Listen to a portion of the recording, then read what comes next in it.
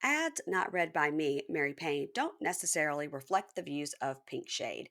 If you'd like to listen to ad free, you're going to go on over to Supercast or Patreon, and you can find the links to Pink Shade Prime at pinkshadepodcast.com.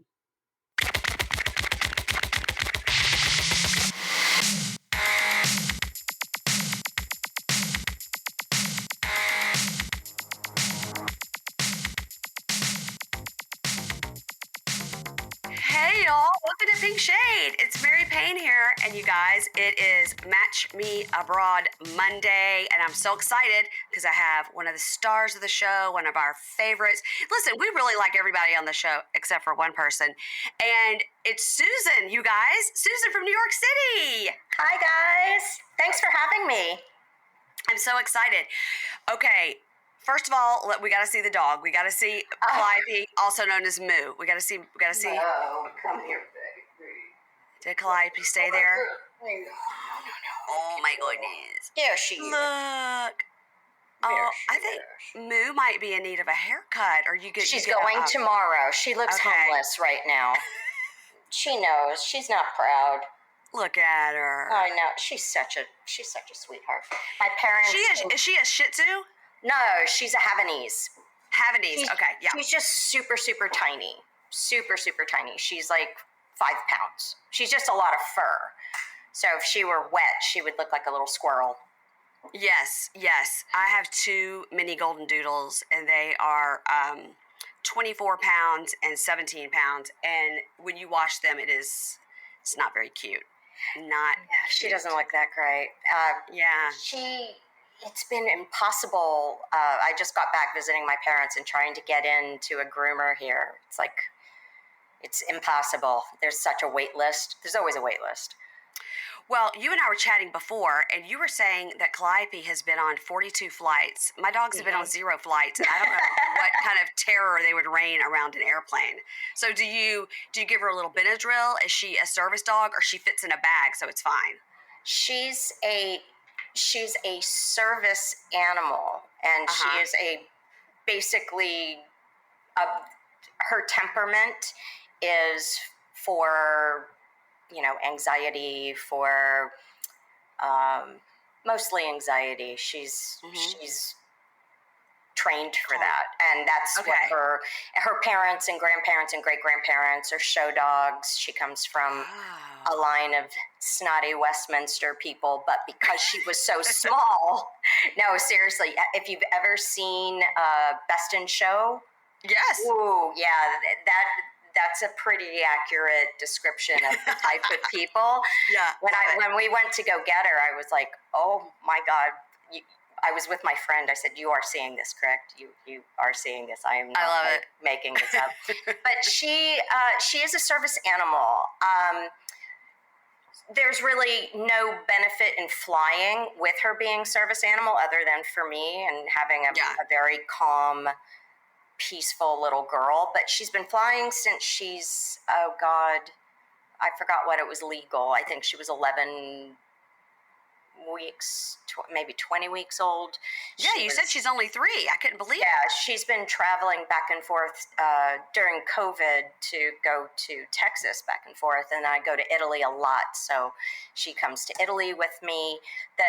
The difficulty with traveling is, it's not really difficulty, it's just a lot of money because you have to pay internationally for whatever that country requires, and you have to go to a very specific vet that's associated with the USDA. It's a lot of paperwork. It's like this much paperwork. Yeah. So it's a very tedious thing to keep up with, or else you can't get on the plane. It's expensive to do it. It's probably $500 a flight. Oh my goodness! Well, internationally. I can't believe you said she'd been on 42 flights. I was like, my niece has a standard size golden doodle, a big dog, and she got her certified as a service animal, and she is so perfectly behaved on an airplane. Yeah. She'll walk onto the airplane, this huge 50, 60-pound dog, and lay at her feet, like under her feet, which is crazy. No way. Not my dogs have to be full adult-sized Xanax to get them to do anything like that. Most of my friends say the same things when they travel, but I think also not just because of her breeding, but since she's been doing it since she's a puppy. Yeah. The other thing normal. too, I mean, it sounds. I'm just going to apologize for what it's going to sound like coming out of my mouth. It is what it is. But I fly business specifically so she can sit next to me. Otherwise, I would have to sit in the back with her under my seat. Right. And her bag, her Carrier. her carrier is her suitcase. So that wouldn't work. And plus, like, she likes to be, and that's her job. Her job is to be next to me. To sit right next to you. Yeah. Yeah. She just sleeps the whole way. And also having, flying business, you have a bigger seat. So she just sits right there. She brings her little toy and she'll just sleep. That's amazing.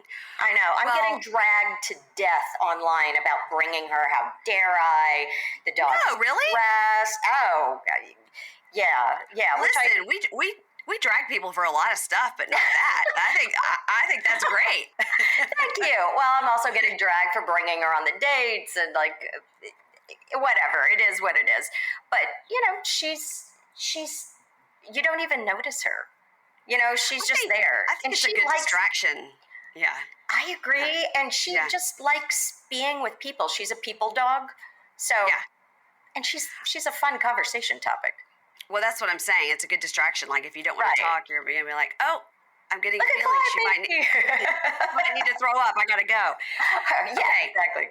All right. So here's what I want to hear about before we get into the show. I want to hear about a good New York City dating stories. You're a New York City gal. You said that you work on Wall Street. I've seen you kind of live in that financial area. I'm familiar with it. We already talked about the good Zara that's down there. So tell me about a good New York City dating story, because you and I are about the same age. I'm a little older. So I'd love to hear it. Good as in the worst, or good as in... Oh, okay. Yeah, I like to hear the bad ones. Wow.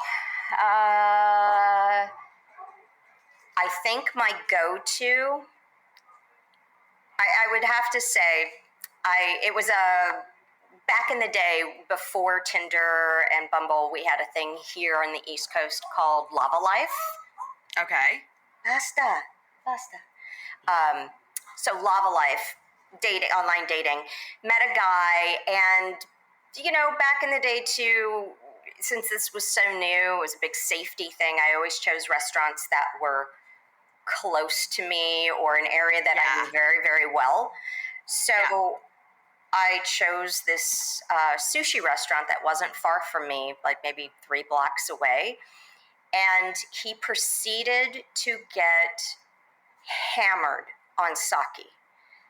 Hammered to the point where, and we were sitting by a window, and I could literally do this and see my apartment. And starting to grab me aggressively under the table. Ew. Yeah, but it was still like one of those kind of, instead of no, bye, I'm leaving, I wasn't I wasn't so self-assured that I would push back, which I think it's a sad state that women go through this. Yeah, I can agree. Where we just kind of like nervously go, no. But he wouldn't stop, and he was getting increasingly sloppy. So I got up to go to the bathroom, and one of the servers said to me, "You come with me." And I looked, and I thought, wait, what? No, you come. So he took me downstairs, and I thought, what are you doing? You're going from bad to worse. Like, you're going to get murdered, and they're going to serve you in the sushi restaurant. And he said to me, he's a bad man, you come. So they literally took me downstairs, which in New York, you always wonder what's underneath the restaurants or underneath the doors. So got to see that, but they opened the hatch and they go, run. So I just hightail it, and I have to pass the window where he is. So I duck, and I'm like running underneath, and I ran home, and I thought, you know what? He doesn't deserve a text. I'm sure he figured out I left. 45 minutes later, he texts and he said, "Are you still in the bathroom or did you leave? Because I'm still here." He sat there drinking for 45 minutes and I had already been gone. But like the fact that I escaped out of a hatch, it's funny, but it was pretty damn bad. And I've once crawled out of a window at a Hilton. Yeah. I went on a date with one of the grandsons or something. He was a Hilton, and I thought, oh, this is going to be a great date. He was awful and actually crawled out the bathroom window. Those are the only times I've ever done that. I'd like to know which Hilton it was. Boston. A Boston Hilton. All right, Bunky, somebody investigate who that is. So how did this come about? From what we heard on the show, you decided, you've been to a lot of countries, you're very well traveled, and when you were in your youth, you somehow loved Colombia, and you thought, this is a place I'd like to go back to and try to meet men. Is this how this happened? Or, now tell me the truth, TLC person, don't come at me, tell me the truth. Did they say to you, hey, we have this idea for a show, and would you be interested in dating someone in Colombia? First off, I will correct. I've never been to Colombia before. I lived in Brazil. Oh, okay. Big difference. Very big difference. Entirely different kind of South American country. Okay. So I hadn't had any experience with Colombia whatsoever. Okay. Truthfully, they initially asked me about Brazil, and I was like, oh, absolutely, I'd go back. I'd go back in a heartbeat. Sure. Yeah. I had the greatest time ever there. It was, granted I was young, but it was really formative I was shaped incredibly by that experience living down there for a year. So as COVID, mind you, this was all happening during COVID, the COVID restrictions, and Jackie, please stop me if I'm crossing a line.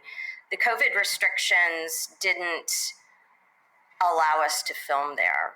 They were very... In Brazil. Right. There was a lot of... If the countries on the show if they happen to seem like a little random, a lot of it had to do with what was available at that time. Yeah, well, that makes sense. Yeah. So, I mean, truth be told, was I thrilled? No, I wasn't. I mean, no, I wasn't. But I thought, why the hell not? And that's really the essence of who I am. Like, I'm going to make lemonade out of anything, and sure, it's a new experience. Why wouldn't I try it? Yeah. Okay. Yeah. All right. So then they introduced you to Juan, and you did talk to him before you got there. I did. Okay. Briefly. So he knew about you when you got there. And all right, first I need to talk to you about Miguel. Oh dear. Now, bless his heart. I know. Now Miguel was the first guy. Right. Where you got caught at the restaurant in the rain and all that. Okay. Right. Now, our opinion on Miguel is that maybe he was just awkward and nervous and didn't know how to act on a date, and that you were hard on him, and maybe you could have given him a second chance because he was really into you. But I think that what we saw in the scene where he was trying to say, like, are you into watches? Like, because I have a lot of watches. And sometimes that can come off kind of like, okay, nobody... Are you trying to brag about your money? Like, I couldn't quite figure it out. But then I was like, because they cut out so much, I was like, maybe she had a nice watch. And he said, oh, you have a nice watch. I also am really into watches. So maybe that's how I'm trying to make excuses for him because I was like, poor guy got his heart broken. And I was like, maybe you should. Now, Carlos, I could see kind of like, this is never going to work. He's a traveling musician in Colombia. But Miguel, I was like, And Carlos is 18 years younger than me, which they failed to mention that,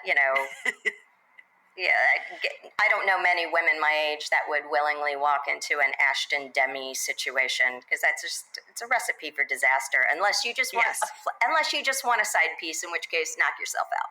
Yeah, then he looked like a good choice.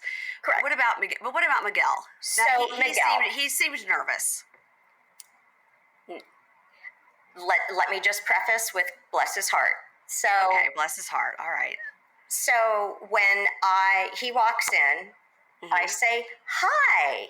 He says, "What's your name?" And I look at him. Not a good start. And I thought, you gotta be kidding me. And he did it with a smile on his face. Like this was a tactical move. It was a power move. I'm not stupid. It was a power move. And I went, okay, now I see what I'm playing with. Thanks for that. Sat down, and I think the edit, honestly, really saved him a lot of. Oh, really? Oh, for sure. Yeah, they were very kind to him. It was Okay. contentious. Oh. It was him correcting me. He was correcting me on United States topics that he has no idea what he's talking about. Okay. To the point where then I would try and politely say, well, I understand where you would have that opinion, but no, that's not factual. And then try and lead the discussion to the correct.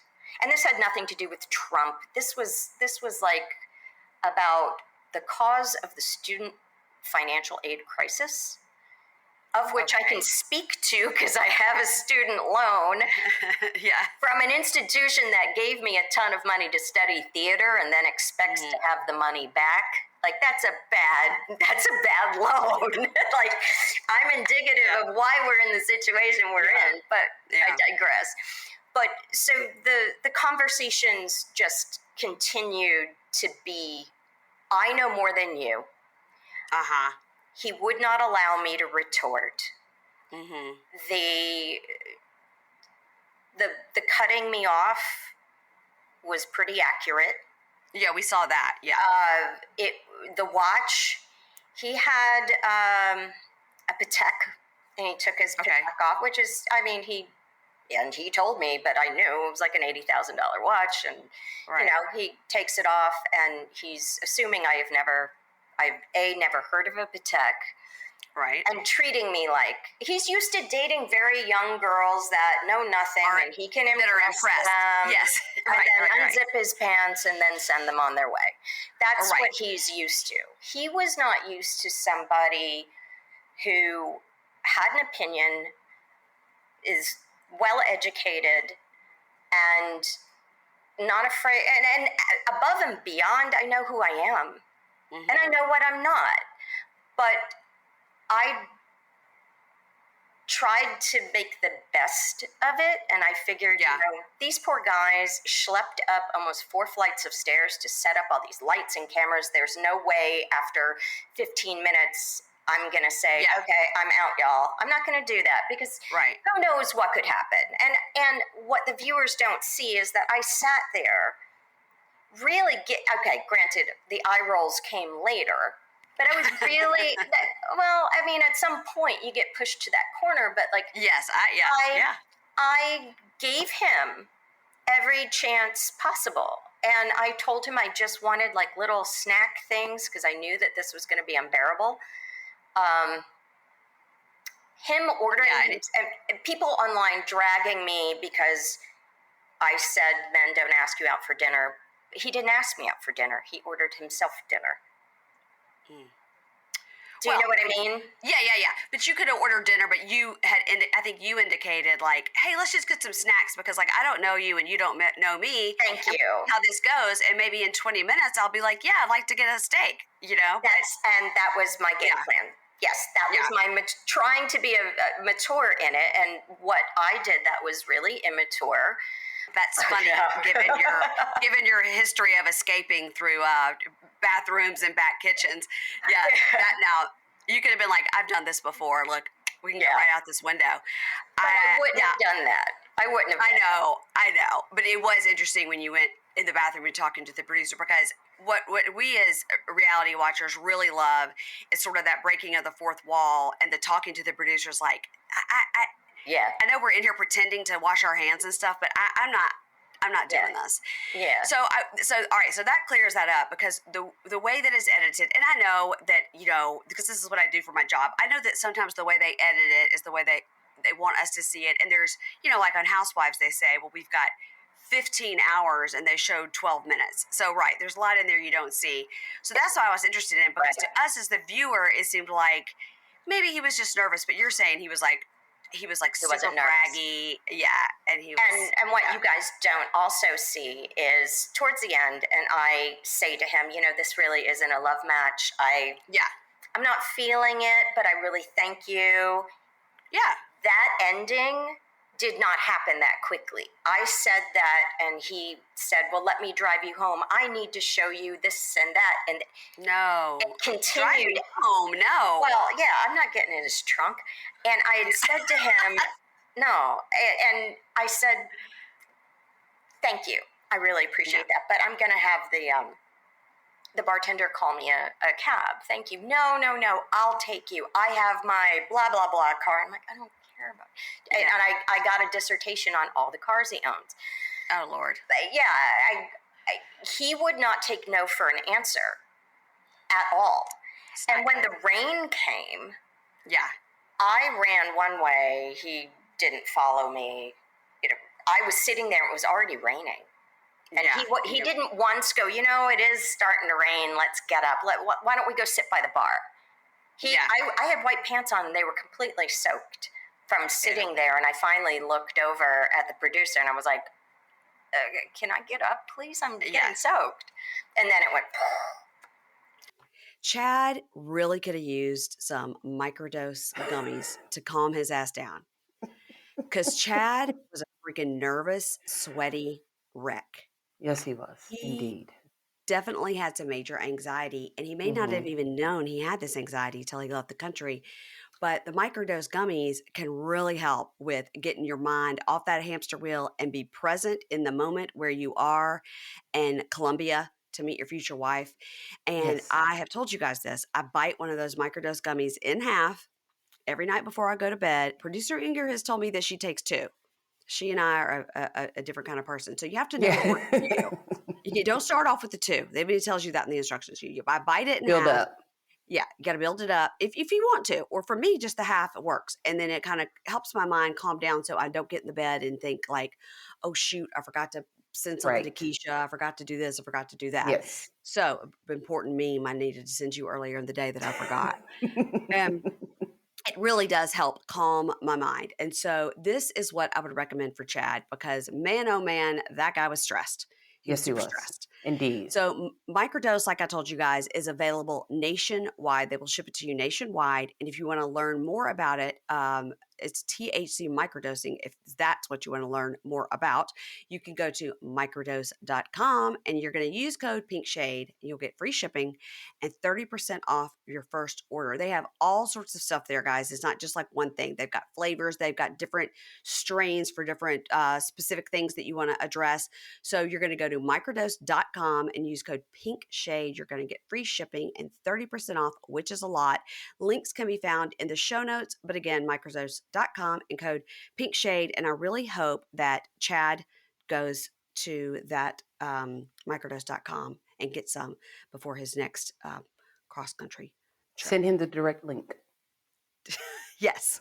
I was like, thank you. I gotta say, all right. So we've also seen on the show, we've seen Carlos.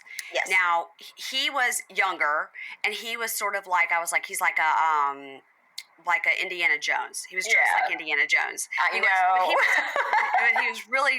But he reminds me of an ex-boyfriend that I have that I think is a cult leader in Bali now. But he and he goes to Bali a lot. I wouldn't be sure. Maybe they probably. I don't know. Well, I don't think so because it seems like Carlos enjoys a beer, and my cult leader ex-boyfriend is, it's not even vegan. It's like sometimes just like 2 weeks on just air. 2 weeks on just water because you can't sometimes if you like pick a strawberry off the vine, then you're killing the vine. Yes. Yeah, I had to stop. What is it called? Fruitarian.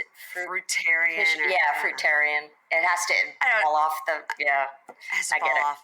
He's real weird, but anyway, this guy Carlos he seemed like fun and chatty, and he was interested in you and you were interested in him, and it seemed like at least that was better flow. But also I think like they didn't say how young he was, but you No. said, well, you're quite a bit young. He didn't say. And then for him to say, she's got these walls up, and I was like, well, you met her 45 minutes ago. She's not going to tell you about all her past relationships. You just met. But we were there for about 6 hours. So this was not a fast, quick date. Where we were is a very large outdoor, it's called Comune 13. It's a very historical place that was part of Escobar's rule, and there was a tremendous amount of bloodshed, and now they've turned this into a gigantic mural park. So it's all artists and music. Yeah, it's very, very cool, and there's so much to see. It's not like you can just roll up and it goes up an entire side of a mountain. So it's a lot to see. By the time he and I sit down and have the beer, we're at the very top of the mountain. So that took a long time. He's hilarious. He's so much fun. He's not looking for a wife or a girlfriend. He's a reality star in Colombia. He acts. He travels the world. He's a hostel. He goes through different hostels around the world, and like 2 different lives. And I think the edit too was a bummer when I'm discussing my reaction to it. When I said he's a baby, he's 8. They cut that off, like he's 18 years younger than me. Right. Like, what are we supposed to have in common? We're in 2 different life stages. And my frustration also at that point in the confessional was, here Juan is supposed to be looking at this questionnaire that I have filled out, which, by the way, was incredibly laborious. And it really, really was. I imagine it was. Yeah, it's all your life questions. Yeah. And I took it seriously. I thought, if I'm going to do this, I'm not going to half-ass it, because at the very end of all of this, I'll know something more about myself. So, yeah, I want to have somebody handsome and stable. Handsome meaning I want to kiss them. Stable, blah blah blah blah. A lot of those things. But he missed the crux of what I was looking for, and what he did was choose 2 men. If you were to wrap them up together, is a culmination of all my exes, all of which are unavailable. No, seriously, all of which are unavailable. And you'll see, I yell at Juan. Juan and I ended up being really good friends, but it's like, are you even reading this? I put in this time and effort for you to do your job, and you're not even respecting me enough to read it, study it, and find somebody that fits these criteria.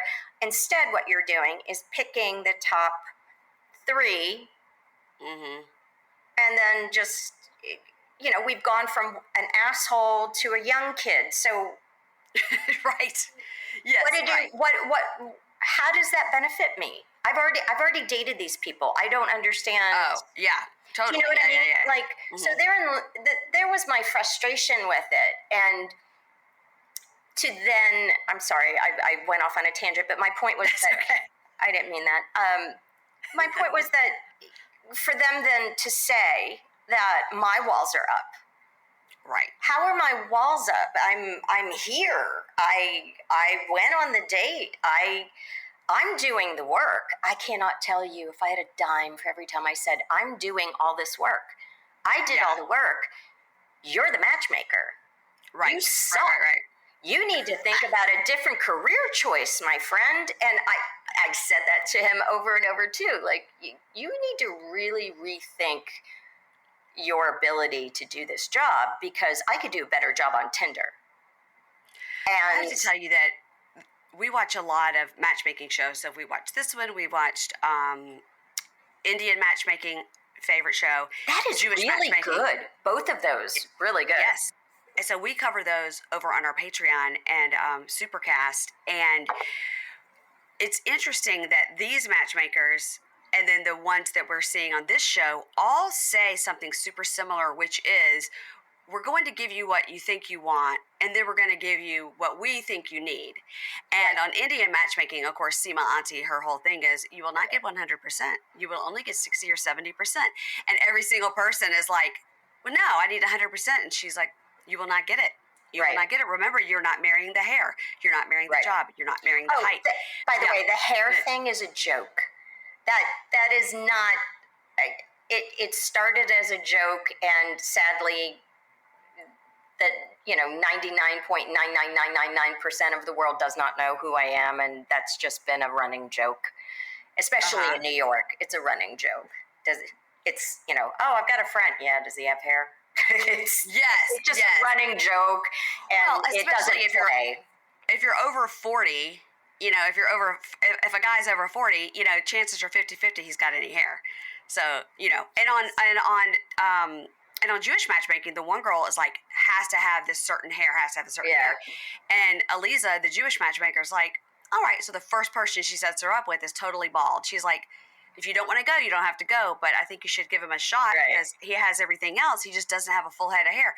And she ended up liking the guy, not enough he didn't like her, it turned out. But it's funny now with all these shows with the matchmakers that they have sort of the same thing. And even Howard's, that's his name, right? Howard? I don't remember. Harold. Oh my God. So Harold's matchmaker in Romania is like, I'm going to give you what you think you want, and then I'm going to give you, something else. She seems like she really does this for a living. Yeah, I think she does for sure. When I saw the first episode, I was like, really? Damn. I felt like I got shafted, honestly. I think it would have been, I don't know. I had expectations of what this matchmaking was going to be. And so I was disappointed because,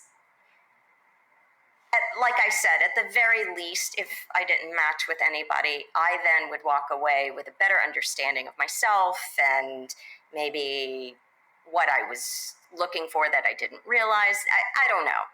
But have you ever been to a matchmaker in New York City? Because I know there's a lot. No. They're very expensive. Right. Well, you could take your giant TLC check and we always laugh and say that sweet Matt Sharp money is what we always say. Yeah. Thank you, Matt. You could take your Matt Sharp check and go hire a New York City matchmaker. But then you have to wonder if it's a guy has paid into the matchmaker That's too. The other thing. Yeah. Like, honestly, I would save that money and just go to my place in Italy and call it a day. Do you have you been recognized out in public? Oddly enough, twice. Once on the flight coming home from Texas a couple of weeks ago. There was an older gentleman, businessman, who comes and sits next to me in business, and he said, "You really look familiar to me."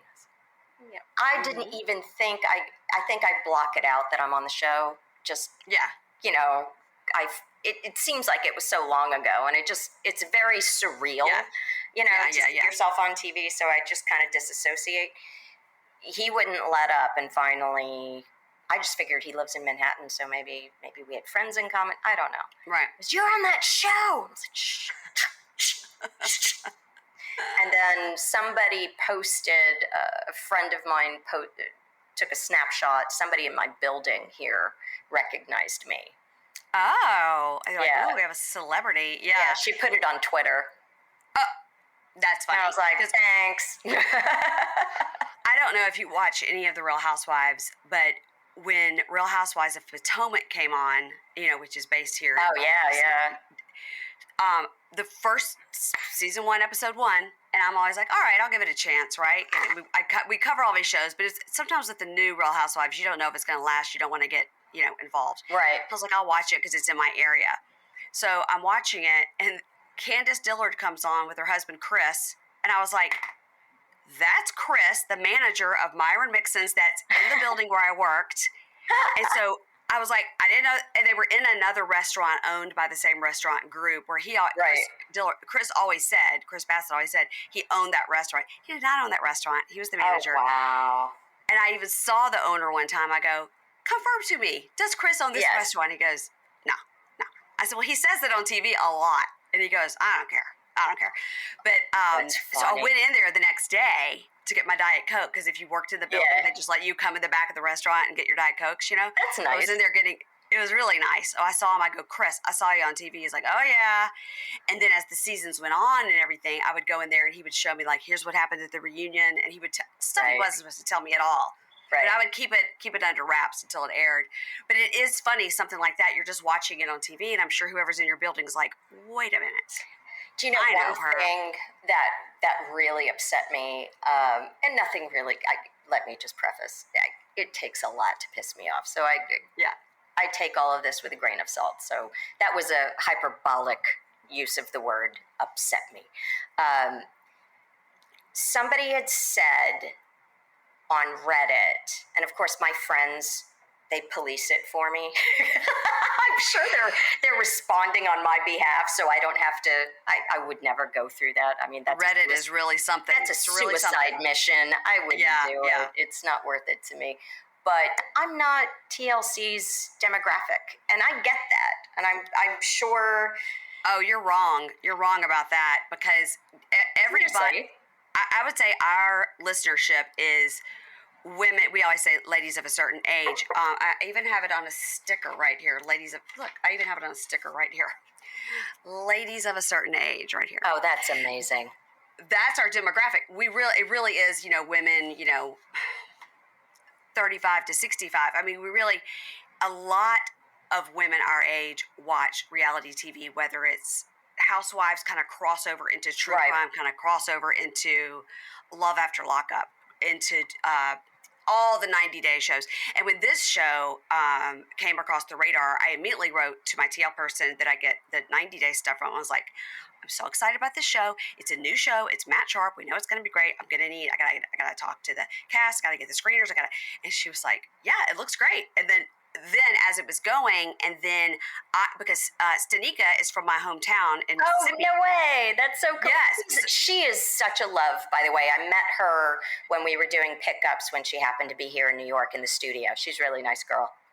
So I sent a note and was like, I cannot believe, when I was watching the screener before it even aired, I was like, I cannot believe this. Nobody from Jackson, Mississippi is ever on TV. So I'm so excited, and I'd love to talk to her. And then I said, but let's wait a few weeks to get her storyline going. Right.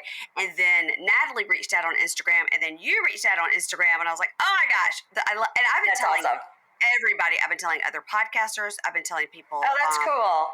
On our other shows, like, you really need to watch this show. And so I say justice for Susan. I say season 2 and send you to Brazil. Oh gosh, how about Italy? That's more my speed. But know, I wanted to thank you just now for clarifying that for me, because I think it's been interesting. If that is the case, that it's women within this demographic. It is, totally, yeah.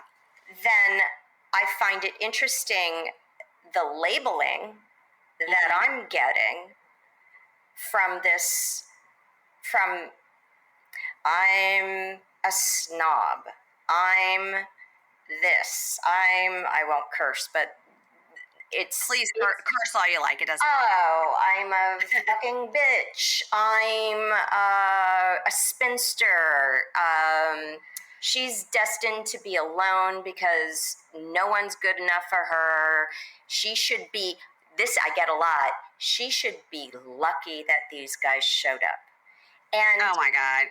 This is why you can't read the internet. This is why you can't look at it. I don't look at it. I have people that surmise it for me. But I actually am very glad that they did that, because it opens up a dialogue about single women at this age and the tropes that society still keeps. That this, Mrs. Robinson spinster kind of thing. If I'm a woman of a certain age and I'm not married, therefore there's a fault in me and not because of a choice. Right. So I find that interesting that you said that this is your readership, because you would think we'd have solidarity in that aspect. Wouldn't you agree?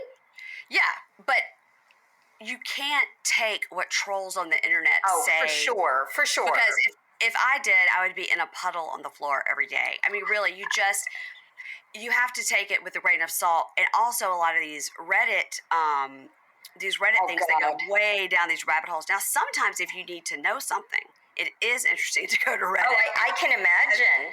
And the answer is there. But I thought otherwise, the bigger don't just picture. look at it. Yeah. No, I just thought the bigger picture from my friends that scour TikTok, YouTube, like they scour a lot of things. This wasn't like, oh, they were on some subreddit. This has been a consensus, even on my Instagram. I find it really interesting because I just made the assumption that the readership or the viewership wasn't my age group, or I don't know. But thank you for that. That's really that makes it even more interesting, actually.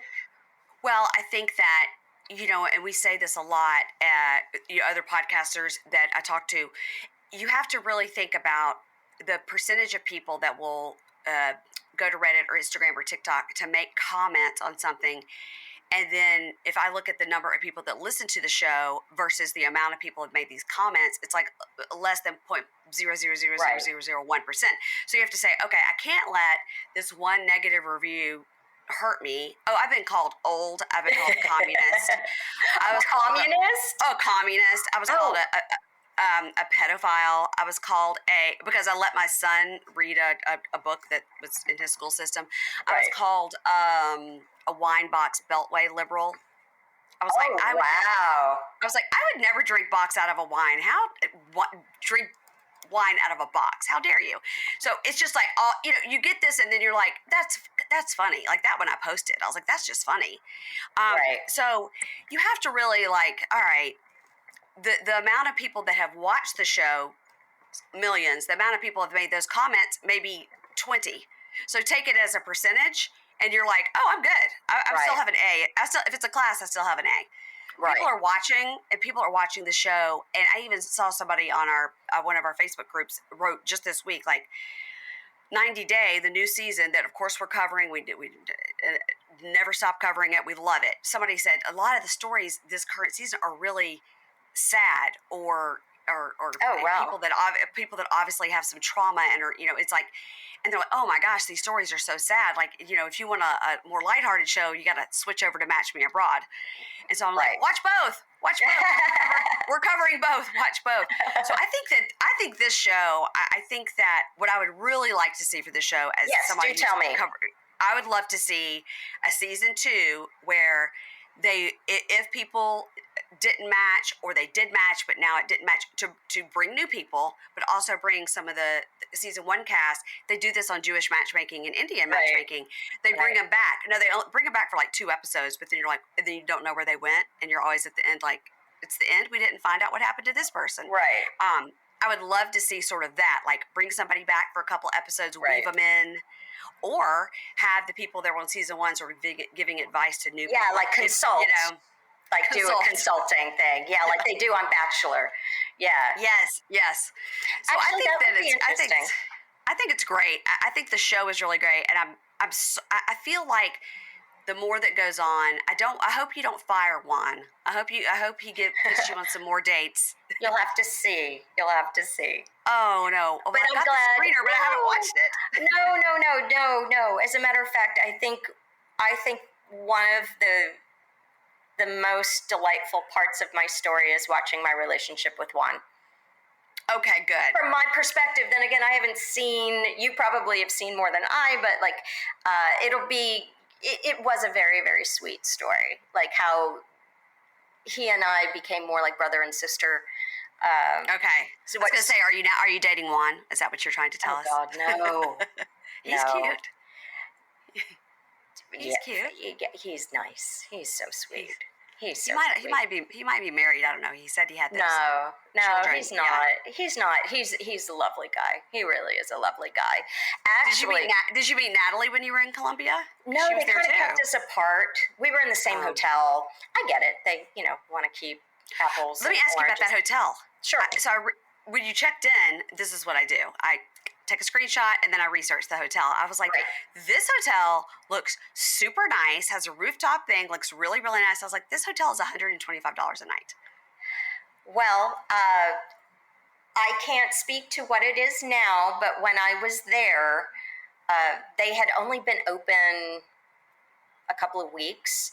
First thing I did is, and they were so gracious. Landmark in Columbia was so gracious. They had a bed for Calliope, and they had food bowls. Yeah. Oh my gosh, they were just wonderful. No minibar, no bar. I saw you calling down no like, wine. I was get a bottle of wine. Yeah. Yeah, I had to walk that would be me. I had to walk to a grocery store. And the only thing they had in the room and in the hotel was water. And I thought, you're like, what I need to eat. Help me. And even if I got food from a grocer or bought things, there was no refrigeration. So it was a strange, right? It was odd. I don't think I've ever been in a hotel that didn't have that, but I think what they were trying to do was hurry up and get open. Yes. But then I got moved to where the rest of the cast and the rest of the crew were, which was a far better situation. Far better. Okay. Yeah, it was like one of those apartment type hotels that they're really large rooms, and it was more like an apartment. Well, I saw the room that you stayed in on the website, but they also had like lofts, with like a den at the bottom and a bedroom up top. I was like, why didn't they give her one of those? They were still building a whole section, so that's probably what that was. Yeah, it was really, really, really nice. The pool was lovely. Yeah. Actually, the pool at the second one was lovely, where you see Natalie jump in. Okay. They don't have a lot of. It was a much, much bigger pool, but they didn't have a lot of patio space. This one had a ton of patio space, and you'd go down these steps, and there was terraces that you could sit out. It was really lovely, but no one to bring you a drink. I would be upset over the lack of food and beverage in the hotel. That's important. I like if I'm out of town, I want someone to serve me. It was a little surprising because there were days I just would rather just hang in bed and watch Netflix and have them bring me nachos or something. But well, I would like to say I don't think that you're a snob. I think that thank you. I say this a lot. Once you hit 40, you really go into a kind of an I don't give a shit. And once you get to be 50, you really I don't give a fuck. You really. And it's so freeing. It feels so good. I wish it feels I so knew. Good. Oh gosh, I wish I had gotten the memo that it was going to feel this good. Yes. And the other thing too is going into this, I was hopeful. I think everything in life like that I approach, I think of it hopefully. Yeah. Why else? Like how do you get through life cheerfully if you don't have some hope? But if it didn't work out, I was going to keep doing my life and having fun anyway. Yeah. And chasing new adventures, and me and Calliope, that's all we do. We just try new things, and it's such a great freeing place in my life not to have children, would it be great to have somebody, a partner to do it with? Sure. Is my life less than zero because of it? Absolutely no. Absolutely no. And but I think that's the difference of hitting that age where you're like, I don't care. Does your mom give you my mom gives me the this last time I was home, I was wearing a mini skirt, and it was a little shorter. It's amazing how much weight camera puts on you. Wow, that is shocking. Anyway, I was wearing. You look like you're a tiny person. So on screen and now, so I don't think that you're very put any weight on you. No, you're very kind. But my mom goes, "You gonna wear that?" I was like, yeah. Mhm. Why? And she goes, just because you can doesn't mean you should. And I was like, what does that mean? And she said, well, there's a cutoff for that. Like that whole mindset of, Yeah. well, you're not allowed to wear anything above your knee after like 40, I guess. I don't know. I just bought myself a pair of sparkle shorts. Good for you. From, it was Trina Turk. I was trying to remember. They're like hot pink sparkly shorts. And I was like, I'm going to be so cute in these. I'm going to put on some little heels. Yes, you and are. And I was like, I'm going to be cute. And I don't care. And I just think that as far as like people saying like, you're a spinster or they should be lucky, then these are people that are probably like 22 and don't know what life has ahead of them. And, yes, you know, I think that any guy in New York City that would be around your age with any sort of a life experience that wants to travel and has a decent amount of money to be able to live, you don't have to be like super wealthy, but to be able to live would be lucky to go on a date with you, you know? Thank you, Mary. I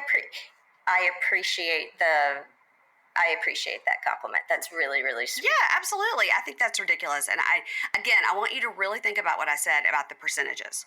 If you saw 20 mean comments and think that 1 million people watch this show, it's a pretty good A plus in your column. So that is listen. Really at least you're not Mark. At least you're not Mark, because Mark, bless his heart, he's getting all the hate, and I gotta say it's 50% deserved.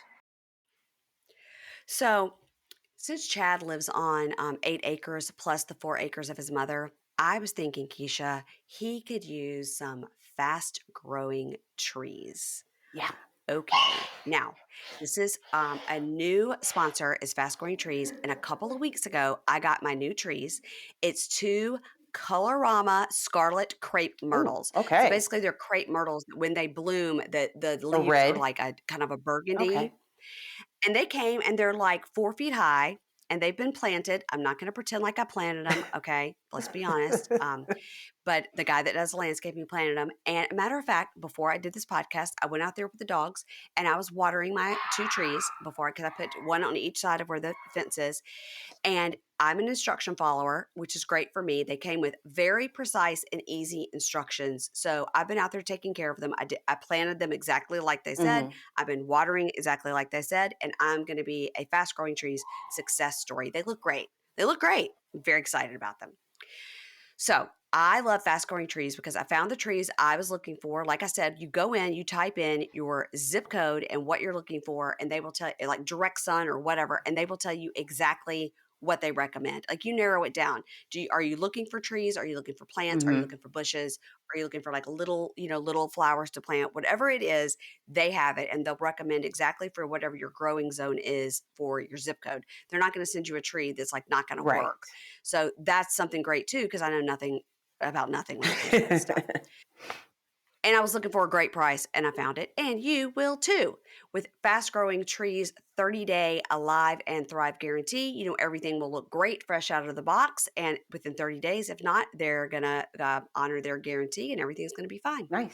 So join over 1.5 million happy Fast Growing Trees customers. You're going to go to fastgrowingtrees.com/pink shade right this minute. You're going to get 15% off your entire order. So fastgrowingtrees.com/pink shade, and you're going to get 15% off your entire order. 15%. That's a lot. That is a lot. That's a good deal. It is. Well, I'm not going to comment because I don't know. I know you're not. But listen. At least he's not getting called a Karen. I'm getting called a Karen. I told my mom that, and she said, "Who's Karen? You don't look like a Karen." I was like, "Ma, you don't get it. You don't get it." But I thought that was like, wow, that's a stretch. How did I get to become a Karen? Bitch, I'll get. Snob, I'll get. Karen? I think that the thing that he did the last episode that we've seen that upset us was when he was talking to the girl when they went dune buggy riding or whatever, and he says off to the side, he goes, "Yeah, she's nice and fun and not bossy or demanding. So I guess she's." I was like, why would you say she's not bossy or demanding? Like that's a weird thing to like. all women are bossy and demanding. Maybe that's his experience. I don't know what his backstory is. It would be interesting to see if the show, well, the backstory, I didn't really even get a backstory, but it would be interesting that even in his intro, it gave him a little bit about what, I don't even know what he does. Is he a sportscaster? Right. Well, Something like that. We don't have this backstory. Yeah, we have a listener that kind of met him. Doesn't know him, met him. Okay. And he sort of said, like, I was a sportscaster, but now I'm a media influencer. But I was like, he has less Instagram followers than we do, and we don't have a lot. So I didn't know that. That's what he said. This is what he said to the girl. Now, he could have just been trying to impress her. I think sportscaster would have been more impressive. Maybe he's aspirational. Could be. So I think that we're holding out hope for Harold. Well, Natalie said that she wants a man to clean his butthole, but like I forgot about that. Those were choices. I forgot about that. When I get to talk to her, I'm going to ask her about that because that was something weird she said. Both of them were odd. I'm sure I have said equally mind-stumping things, but those two things have stuck out at me like, wow. Well, I think that Harold, like you said, there's a lid for every pot, and I do think for sure he's gonna find somebody. And I do wonder. He's a smart man, by the way. He's a very very intelligent man. Like I saw some of those drawings of his creations. I was like, not even that, but like what he does for a living. So basically, what he does for a living is the chemistry that would neutralize a nuclear bomb. Like he does that kind of chemistry. Okay. Yeah, he works in a lab. He's really intelligent. It's about neutralizing radiation or something. Something like that. Well, I thought, is he an X-ray tech? I was like, I didn't understand what he did. He was. I'm repeating what he has said to me. I reached out to just say hi, introduce myself, and he told me a little bit about his backstory, which was really fascinating. And he just started this new job. But my point is, he's really intelligent.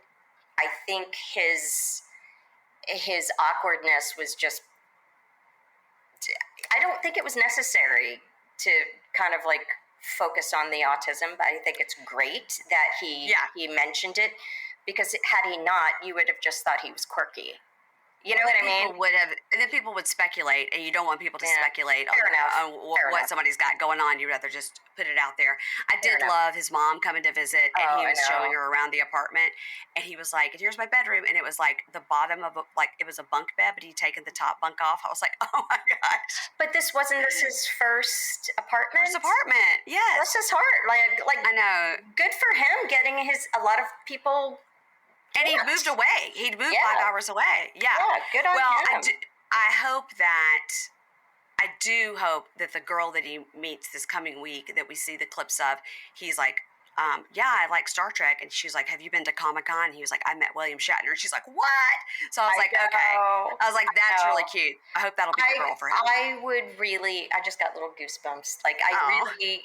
Because I think initially, being on the show, I didn't know who the cast members were. I mean, I had seen Natalie. I had seen Chad in my peripheral, and never met him. But so when they announced him on the previews, I thought, oh, they better do him right. They better do him right. I was just crossing my fingers, because he deserves that. Out of all of us, that man deserves a redemption from the get-go. Like, he needs to have this delightful, happy ending, and I am pulling for him too. He truly, off camera, is just as sweet and kind as you can imagine. His matchmaker really seems to get him, and I like. She's like, your clothes are terrible. I'm going to speak to you plainly. She's direct, but she's. I took him to get that makeover, and he looks so cute. He looks so different. I know. I was like, yay! Yeah. I'm excited for him. I was like, look at him. Yes. Well, I hope that at the end of this season, that we have somebody gets matched, and it's like if it's not a forever, at least it's for a few months. I hope somebody does. I hope it's Danica, and I hope it's Harold, for sure. Yeah. Yeah. Stanika's Yeah, I know. awesome. She's going to do great no matter what. She's very out there, and I want to ask her when I get a chance to talk to her if she's filming in an Airbnb or is her home just that clean? Because I've never. A lot of times on these Oh, shows you they know film what? in Airbnbs Right. because you can't get filming permits in Right. neighborhoods, or maybe your house isn't big enough for cameras. Right. And her house is so like stark white, and everything is so clean. I'm always. Are you that clean? Mine is all white too. Yeah, yours looks like it could be an Airbnb as well. No, it's Like like I can see you have like some photos. Sometimes these places they never have any personal photos or anything. Yeah. You're like, is this a staged Airbnb? Right. Yeah. Right. Yeah. I think it takes a specific type of human to have that amount of white. My sofa is white. Everything is white. Yeah. Yes.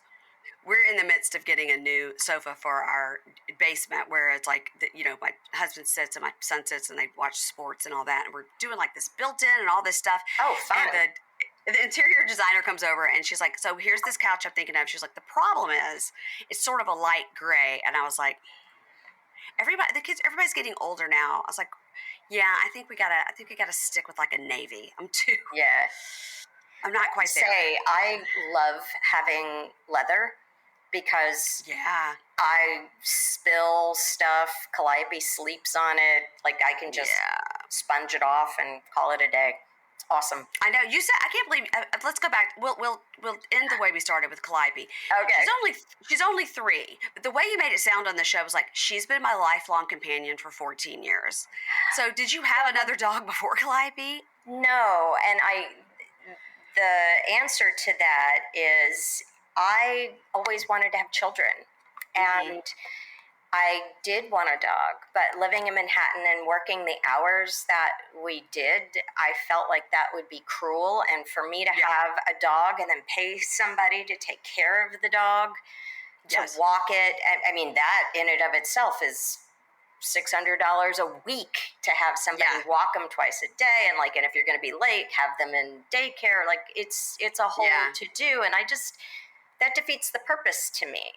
So when COVID happened, and I, by the grace of God, am still working remotely. I thought this is perfect because we don't know how long this would be, and this would get me through puppyhood with her, and then I could just kind of figure things out. And the day I got her, it was just a match made in heaven. Like she has been, I know it sounds ridiculous when you hear adults talk about an animal that way, but no, not to me. I love my dogs. But she filled a void for me that I cannot express. Never having, a right opportunity to have a child. I didn't want to do it alone.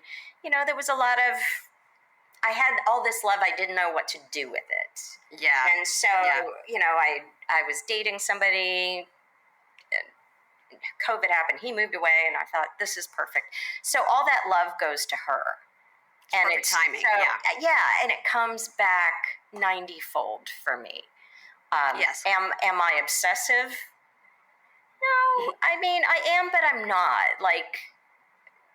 No, I'm not like Paris. All of our dogs. She doesn't go to the grocery store. I mean, she has gone to the grocery store. She's kind of like the mayor of the seaport in the financial district. They all know her, and she comes everywhere. But there are days I leave her alone. She's totally fine to sit here and watch Peppa Pig. She loves Peppa. She loves Peppa Pig. I've never tried Peppa Pig when we leave. I just say, I just go like, Alexa, put on calming music for dogs, and then we run out the door. I put it on in Italian, and she only speaks Italian, which is even funnier. My goodness! Yeah, but Calliope is a Italian speaking 3-year-old.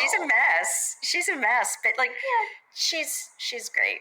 She's great. Well, I will tell you that we got our dog, Violet, that we loved so much. And we as a family had never had a dog. Well, here's why we named her Violet is because, when they show you the pictures of the puppies and they have the different collars on, she was Miss Purple. And so my husband just said, well, what if we called her Violet? And so then our second dog, we say sister from a different mister, same mom, different, 3 years later. Right. And she was also Miss Purple. And we were like, well, we can't come up with another name. So then my husband's trying to think all these clever names for purple, and all of them were bad. So I said, well, I've always, if I ever had another kid, I wanted to name her Ginger. So why don't we name her Ginger? I was like, it's also kind of a Yeah. flower, also sort of a color. So Color. everything Violet wears is purple, and everything Ginger wears is pink. So that's so everything's color cute. coordinated. So what I'm telling you is you may end up getting another dog. Yeah. That's what I'm telling you. That's what I'm here to tell you. It happens. I did not intend on getting getting a dog that was so small. It just was a happenstance thing, and frankly, I don't. She's asleep. She can't hear you. I could, because if I got another one that was that small, but honestly, I think it would be hard unless they had that same personality, because it suits my lifestyle. She doesn't bark. Oh, Havanese have a really interesting vocabulary. Have you ever heard like a baby crocodile? They do this. Oh, I know it sounds ridiculous. It sounds like. So that's what she does, and she's very vocal about like the intonation, but that's her talking. But she doesn't bark. She'll come here and like come behind me on the sofa and hit me in the head and go. Like the not barking is good. Yeah, it's nice. Well, I'm just saying that if I talk to you in a year and you have another dog, I won't be surprised, because that's what happens. You get the one, and then next thing you know, you have two, and then you think about three, and then you realize that you're crazy. It's like crack. It is. It's but really. You have a backyard. Yes, but they don't go out there alone. It's not like where I grew up and you let the dogs out. No, It's just we go out there with them, because God forbid. No.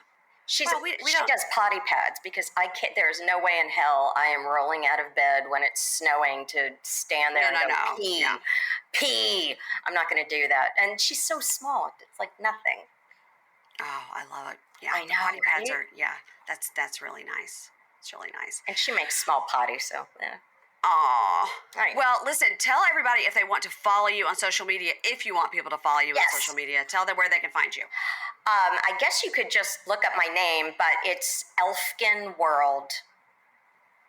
Okay. What does that mean? So I had a children's clothing company many years ago, and Elfkin was the name of the... Okay. So I've kept it. Okay. Well, that's a good... I was like, elves. So it was my mom's world. It was my mom's nickname for me. She called me. Okay. Oh, that's cute. That's cute. I know, right? Everybody, Match Me Abroad comes on Sunday nights after 90 Day Fiancé. I hope I'm saying that correctly.